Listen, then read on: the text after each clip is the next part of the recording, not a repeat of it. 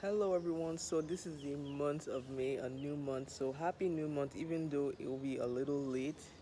So at this point, I'm pretty sure we've seen the headlines that the CBN has decided to suspend opening accounts for different fintech platforms in Nigeria like Moniepoint, Opay, Kuda Bank, Palmpay, and so on.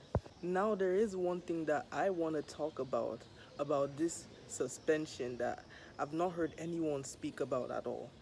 Oh, and subscribe because it helps the channel. Yeah. Now, with this suspension, there are some things that are going to happen or probably are already happening or have already happened.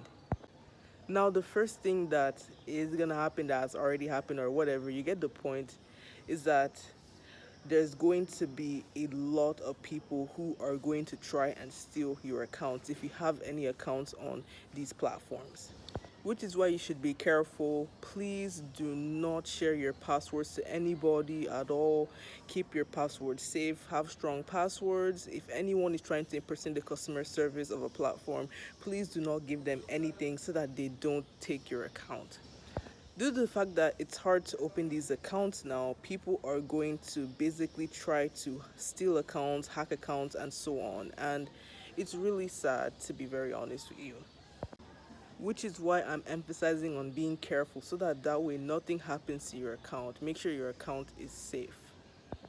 Now, the second thing is this: since these accounts can't be opened anymore for now, there's going to be a large demand for having these accounts. Now, what do I mean? Simple.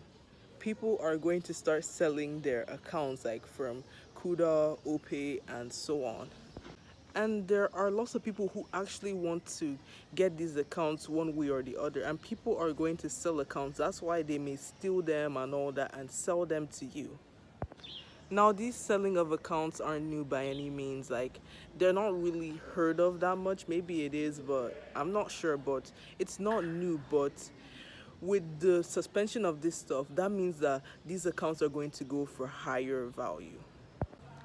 And in fact, even accounts that have different tiers, like when you open accounts, they have like tier one, two, three, which basically determines how much you can transact in a day. Well, different tiers are going to cost like different amounts of money. Like they'll have its own like value, if you get what I mean. But one thing that I want to talk about are basically like the fintechs that particularly use POS machines, such as Moniepoint, for example. I feel like with this suspension, it will make like their POS machines expensive, particularly to those who already have Moniepoint accounts and want to, like, start a POS business. I feel that the POSs are going to be more expensive, or that they'll already start losing money because since people can't open new accounts on these platforms, well, they'll start losing money on that. But you basically get the point.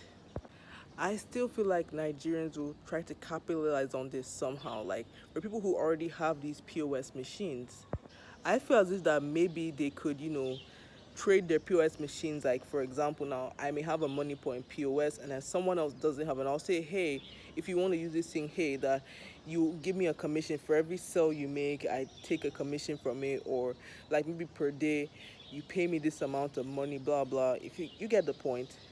In the end of the day, this whole suspension thing is pretty complex. Like there's so many layers to this whole thing. Anyway, what do you think about this ban imposed by the CBN on these platforms? Comment below and subscribe. Okay. Happy new month. I love you guys. I hope I see you guys next time.